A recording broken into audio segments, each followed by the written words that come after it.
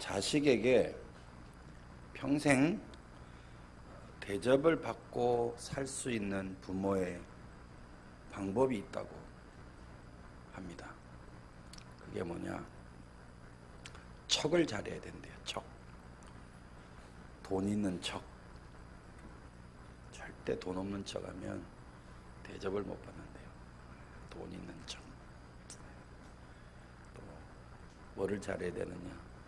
줄과 빽이 있는 척. 내가 누구누구를 알고 누구누구한테 소개시켜 줄 수 있고 아빠의 동기는 누구, 뭐 이런 줄과 빽이 있는 척. 또 어떤 척을 잘해야 되느냐? 힘이 있는 척.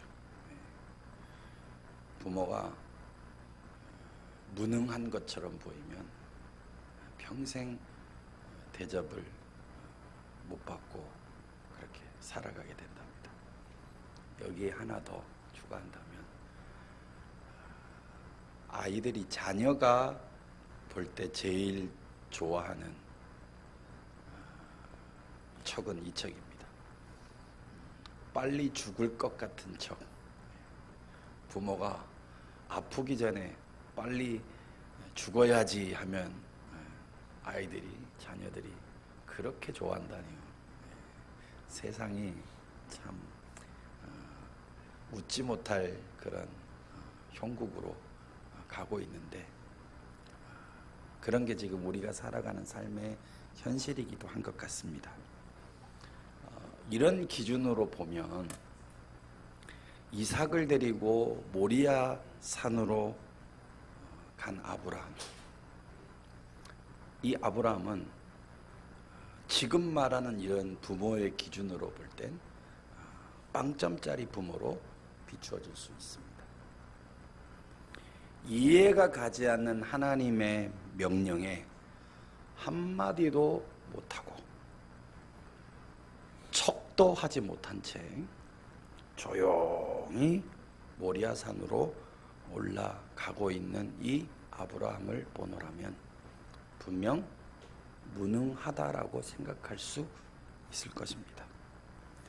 가장 무력하게 비춰지는 모습으로 모리아산에 올라가 있는 아브라함. 그러나 하나님은 이곳에서 세상의 평가와는 달리 아브라함을 이렇게 평가하고 계십니다. 여러분 16절과 17절을 같이 읽습니다. 시작. 이르시되 여호와께서 이르시기를 내가 나를 가리켜 맹세하노니 내가 이같이 행하여 내 아들 내 독자도 아끼지 아니하였은즉 내가 내게 큰 복을 주고 내 씨가 크게 번성하여 하늘의 별과 같고 바닷가의 모래와 같게 하리니 내 씨가 그 대적의 성문을 차지하리라. 세상의 평가를 뒤로 하고 하나님은 이 아브라함을 칭찬하시죠. 인정하십니다. 축복하시죠. 하나님으로부터 인정과 칭찬과 축복을 받은 이 모리아산. 놀라운 것은 이 장소에 후에 예루살렘 성전이 들어서게 됩니다. 그리고 바로 이곳에 예수님의 갈보리 십자가가 세워지게 됩니다. 지금 하나님 앞에 인정받은 이 모리아산, 후에 세워지게 될 이 갈보리 십자가 정상으로 주님은 우리를 부르십니다. 그곳에서 만나자고 말씀하시고 그곳으로 올라오라고 날마다 우리를 격려하시고 도전하십니다. 그렇다면 우리가 가야 할 믿음의 정상이 이곳이라면 날마다 우리가 이 믿음의 정상에서 살아가는 것이 하나님의 뜻이라면 우리가 어떻게 하면 이 믿음의 정상에서 하나님으로부터 인정과 칭찬과 축복을 받을 수 있을까요? 두 가지의 원리를 함께 나누고자 합니다. 첫 번째, 부활신앙으로 무장해야만 합니다. 부활신앙으로 무장해야 돼요. 하나님으로부터 이삭을 모리아 산에서 번제물로 바치라고 명령을 받은 아브라함. 그는 번제에 쓸 나무를 이삭에게 지우고 불과 칼을 손에 들고 모리아 산으로 나아갑니다. 길을 가는 도중에 그의 아들 이삭이 훅 치고 들어오면서 이런 질문을 던집니다. 이삭이 이르되 불과 나무는 있거니와 번제할 어린 양은 어디 있나이까? 지금 이삭을 번제물로 죽이려고 가고 있는 아브라함. 안 그래도 심장이 가슴이 쿡쿡 쑤시면서 격동치고 있는 그 과정 속에서 이삭의 이 질문은 아마 가슴을 도려내는 듯한 아픔을 느끼기에 충분했을 것입니다.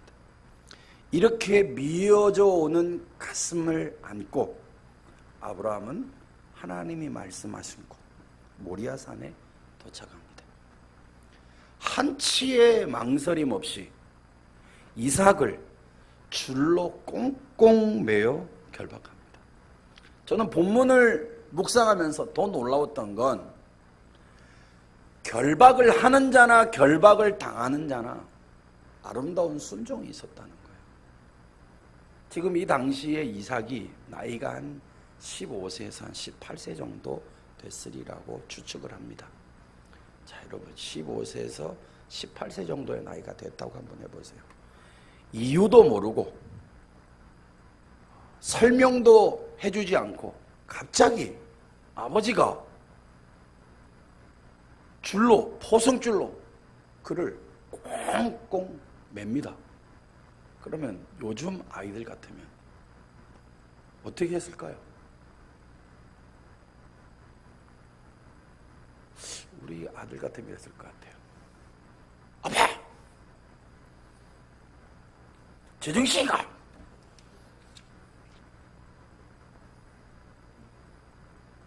줄을 묶는 것도, 묶임을 당하는 것도 사실은 이해가 되지 않는데, 이제 어디에 놓이느냐? 번제단에 자식을 눕게 합니다.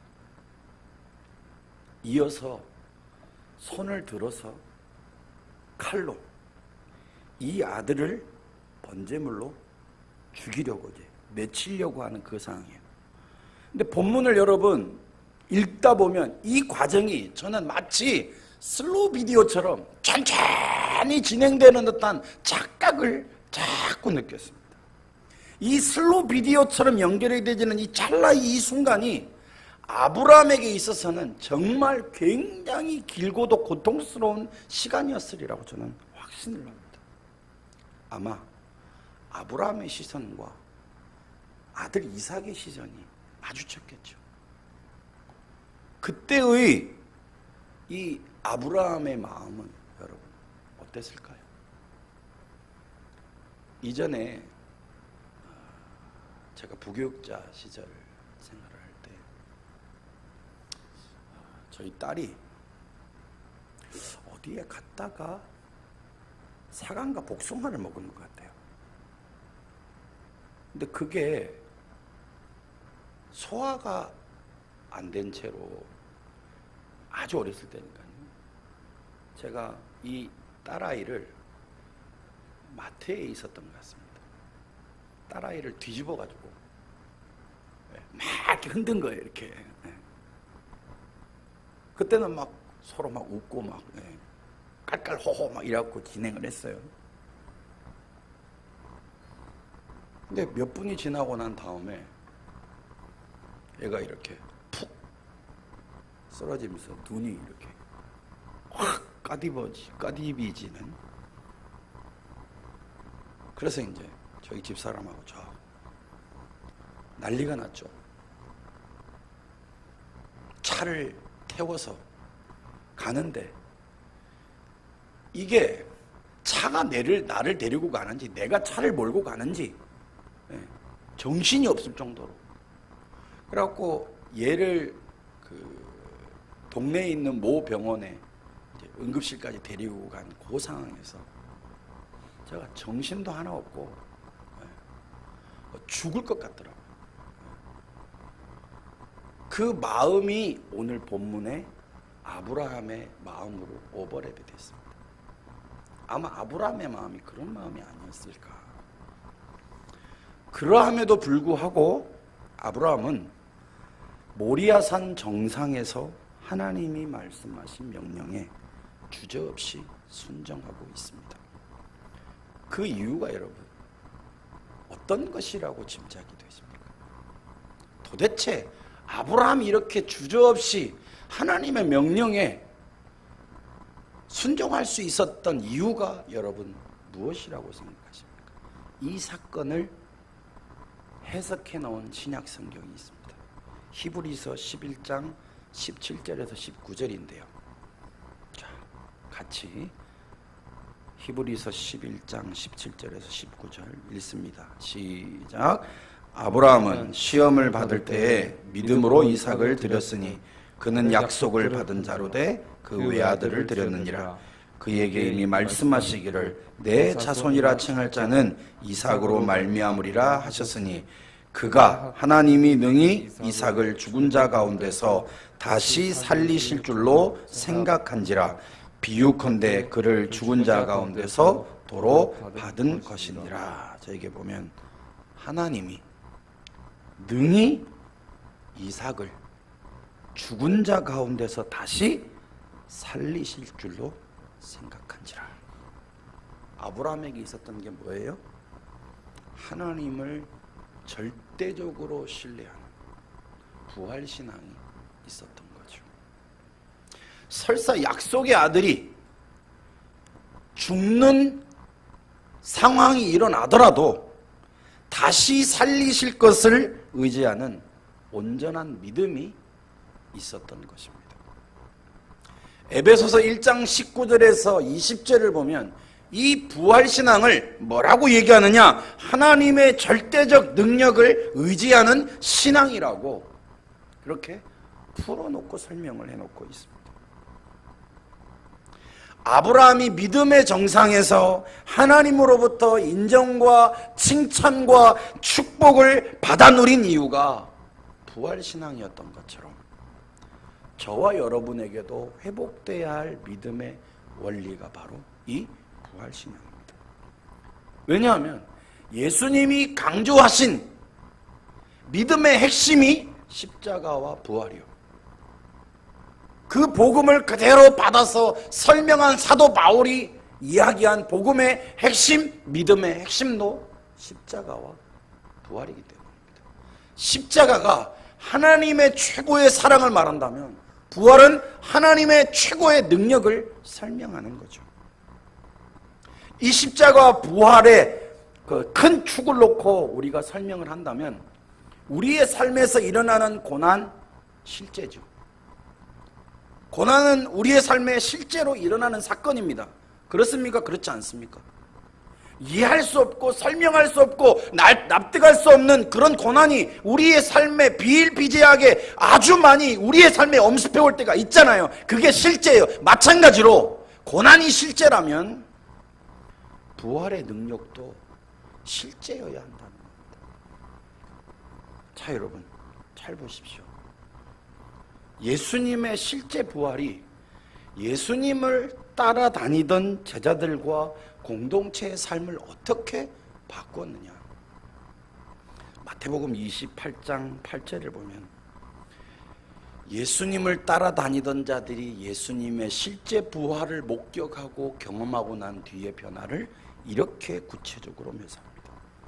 제가 읽을게요. 그 여자들이 무서움과 큰 기쁨으로 빨리 무덤을 떠나 제자들에게 알리려고 다름질할세. 여기 세 가지가 나타납니다. 첫 번째, 무서움. 이 무서움이라는 말은 경외심이라는 말입니다. 하나님을 존중히 여기는 마음이 다시 회복이 된 거예요. 하나님을 사랑하는 마음이 다시 회복이 된 거죠. 두 번째는 뭐가 일어나느냐? 큰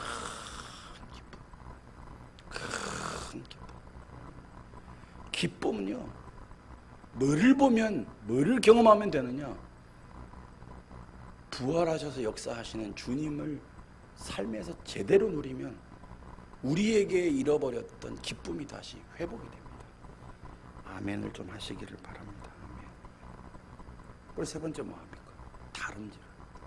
이제 다시 신이 나서 가야 할 길을 가는 거예요. 우리의 삶에 진짜 필요한 세 가지 아닙니까? 하나님을 사랑하는 마음이 상실되어진 우리의 삶을 살아가기는 살아가는데 기쁨을 상실한 채 내가 무엇 때문에 살고 있는지 알지 못한 그 삶. 인생을 달려가긴 달려가야 되는데 달려갈 수 없고 날마다 멈추면서 좌절하는 우리의 삶에 필요한 실제적 은혜가 뭐냐? 바로 부활의 능력을 경험하는 것입니다. 인생에서 만나는 고난을 여러분 어떻게 해석을 하고 계십니까? 지금 인생의 고난 가운데 혹시 계신 분들이 있지 않습니까? 풀리지 않는 인생의 숙제를 가지고 끙끙거리시는 분들은 혹시 이 자리에 없는지요? 그 인생에서 만나는 고난이요, 육신의 눈으로 보면 나를 집어삼킬 것 같은 파도처럼 보입니다. 그런데 부활신앙으로 그것을 바라보고 해석하면 그것은 나를 집어삼키는 파도가 아니라 나를 목적지까지 데려다주는 해풍이 되어질 수 있다는 사실을 여러분 믿으시기를 바랍니다. 왜 그렇습니까? 요한복음 11장 25절에 보면 예수님은 자기 자신을 향해 이렇게 선언하십니다. 나는 부활이요 생명이니. 부활의 동격이 뭐냐? 생명입니다. 이 생명은 뭐냐? 영원한 생명입니다. 죽지 않는 거예요. 스톱되지 않는 거예요. 영원히 존재하는 거예요. 이기는 거예요. 승리하는 것입니다. 이 부활을 생명으로 이해하면 어떤 일이 일어나느냐? 생명의 결핍이 뭐냐? 사망입니다. 사망과 생명이 싸우면 뭐가 이기느냐? 생명이 이깁니다. 사망의 결핍이 뭐냐? 염려와 근심과 낙심과 불안입니다. 그러면 생명이 사망을 이기면 그 쪼무레기들은 이길 수 있다는 말입니까? 이길 수 없다는 말입니까? 이길 수 있다는 말이에요. 그럼 우리에게 회복돼야 될 믿음이 뭐예요? 부활신앙. 내가 어떻게 하는 게 아니고 하나님이 1부터 100까지 다 해놓으시고 만들어 놓으시고 야 얘다 받아라 하면 믿음으로 받기만 하면 되는 거예요. 믿음으로 받으면 그 믿음이 우리 안에서 실제로 역사하고 계시는 살아계셔서 역사하시는 부활의 주님을 우리의 삶 속에서 실제로 누리게 하는 축복이 일어나게 되는 것입니다. 한국이요, OECD 국가 중에 이제 자살률 1위입니다. 부동의 1위입니다. 뭐 심심치 않게 이제는 이곳저곳에서 사람들이 자살을 한다는 뉴스를 우리가 쉽게 접할 수 있어요. 왜 그렇습니까? 사람들이 왜 자살을 할까요? 소망이 없기 때문입니다. 어려운 환경에 굴복하기 때문이죠.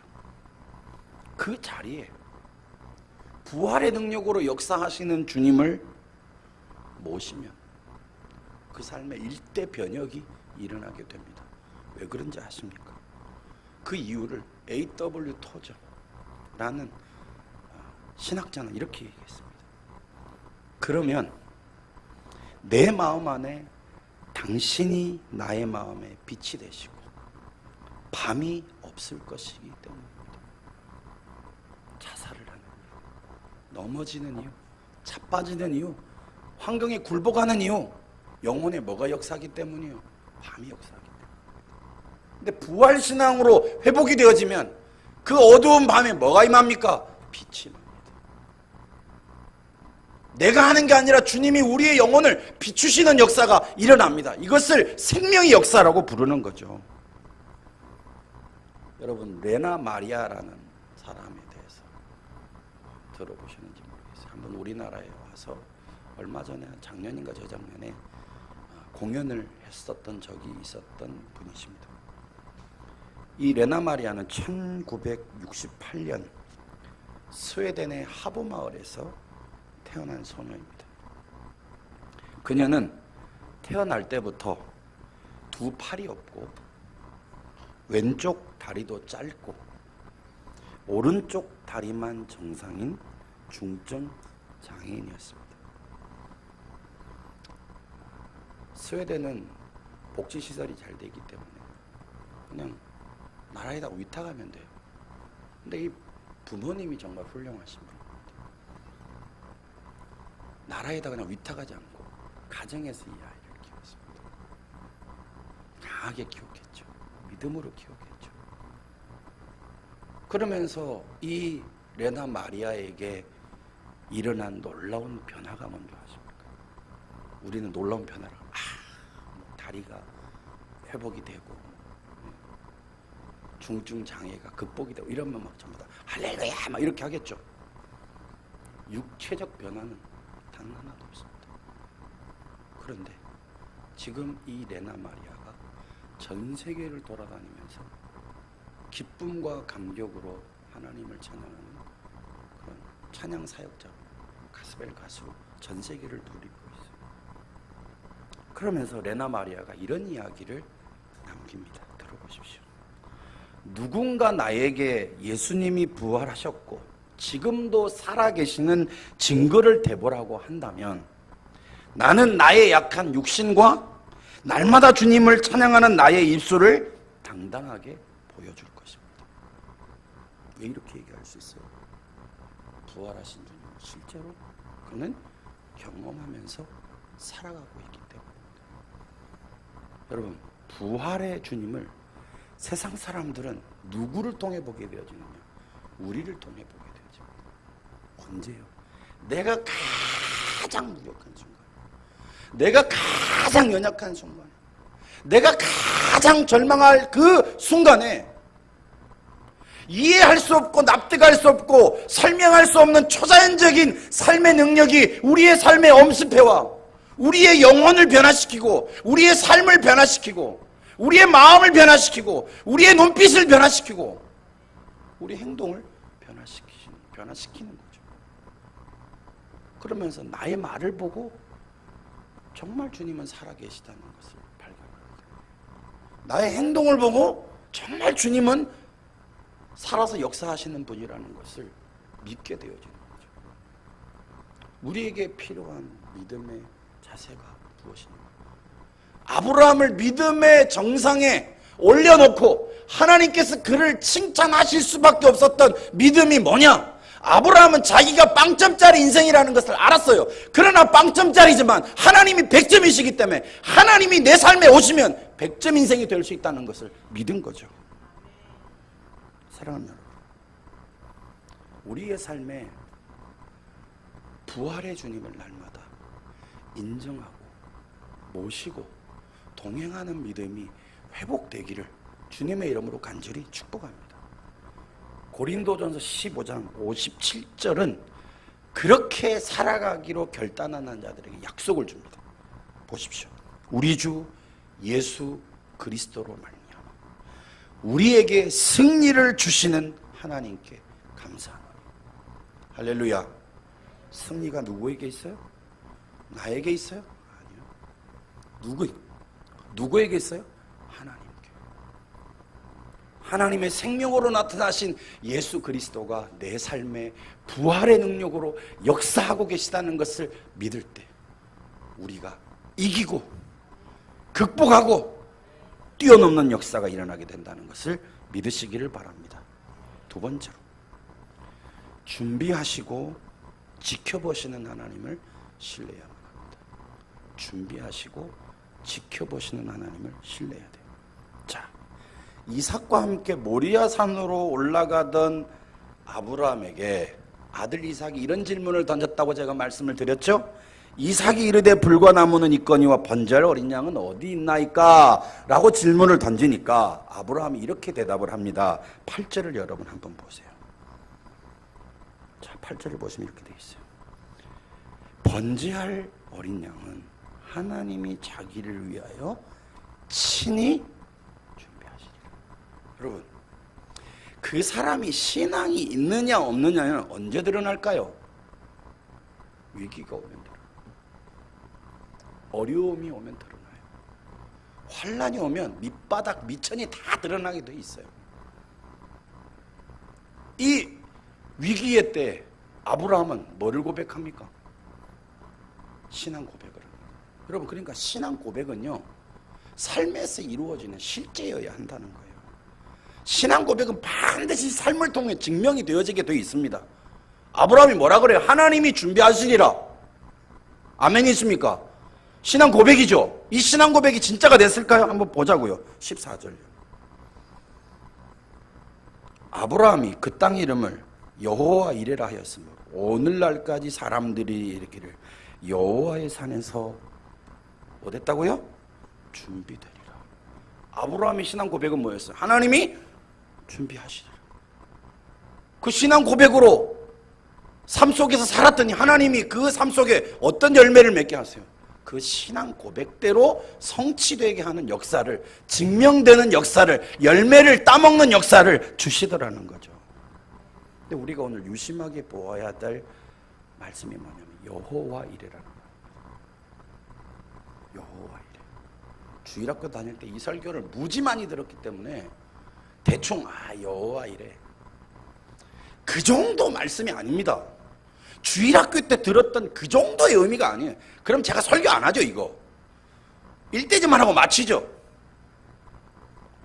여호와 이레를 알면 구약과 신약의 모든 것이 다 보입니다. 여러분, 이레라는 말이 무슨 말이냐? 미리 보다라는 말에서 어원에서 출발을 했어요. 미리 보다. 여러분, 부헬라헤로이, 하나님이 나를 감찰하신다라는 말이 부헬라헤로인데, 여기서 지켜보다라는 말이 이 이레라는 말에서 나왔습니다. 지켜보고, 미리 보고,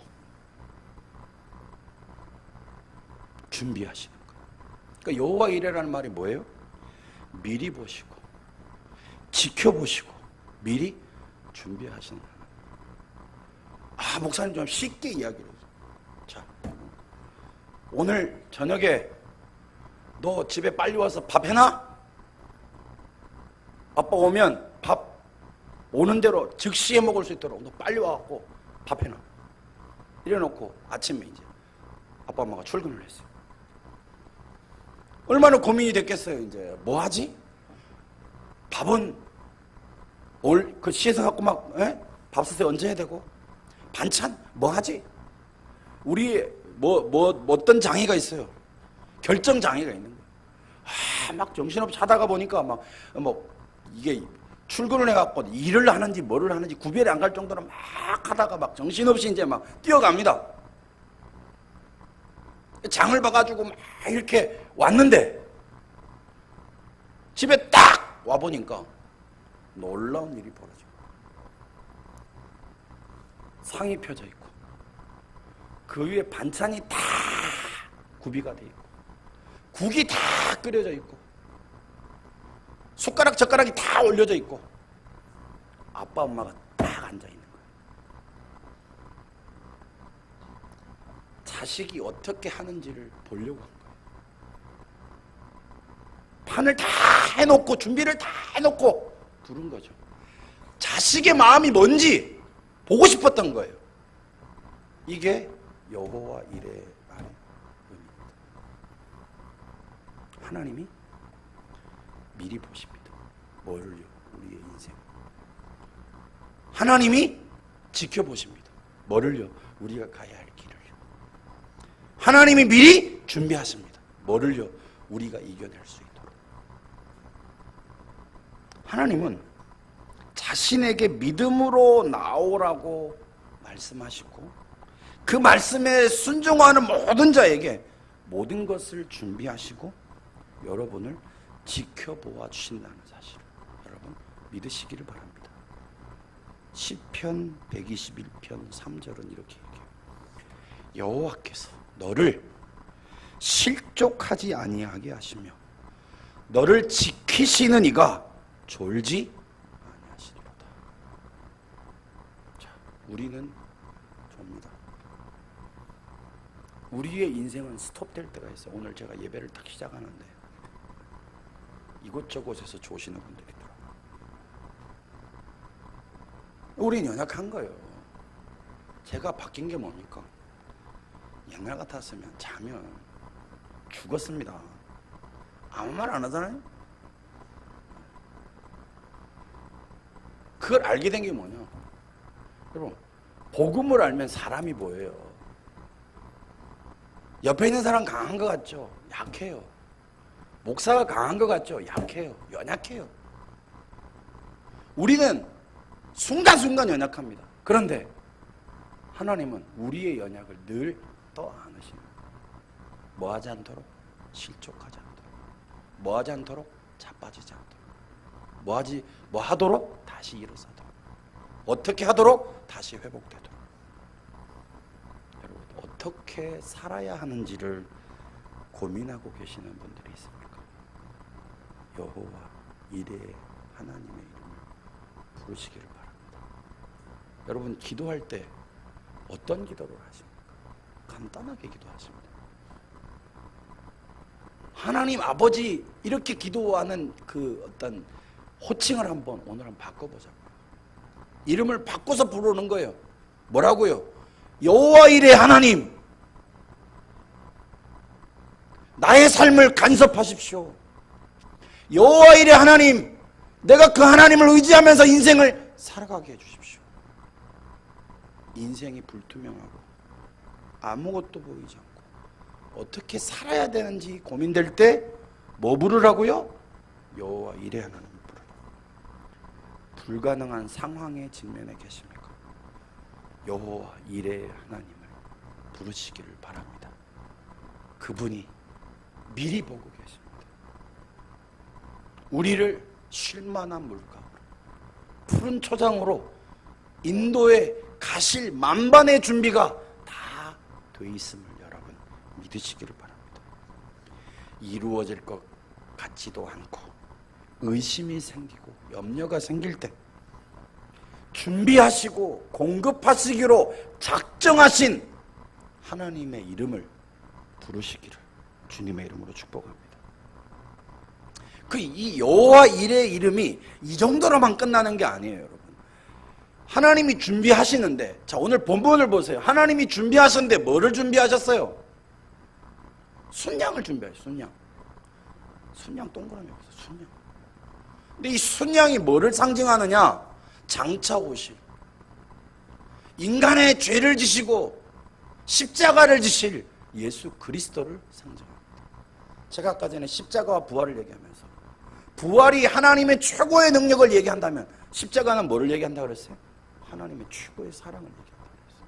그러니까 여러분, 여호와 이레 속에 하나님이 순양을 준비하신 이 양은 오실 예수 그리스도, 십자가에 우리의 죄를 담당하시고 죽으실 그 예수 그리스도를 비추어지는 것이 확실하다면 이 여호와 이레에 담겨져 있는 궁극적 메시지가 뭡니까?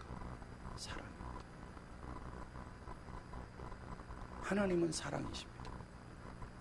이걸 어떻게 이해할 수 있어요? 여러분, 성경 역사를 보면 알아요. 하나님이 아담을 창조하십니다. 사람을 만드세요. 하나님은 기뻐하는 마음으로 자발적으로 하나님의 백성이 순종하기를 원했어요. 그런데 하나님의 백성들이 순종합니까? 시절을 쫓아 과실을 맺는 게 아니라 시절을 쫓아 반항하고 시절을 쫓아 배신하고 시절을 쫓아 믿음 없는 삶을 살아갑니다.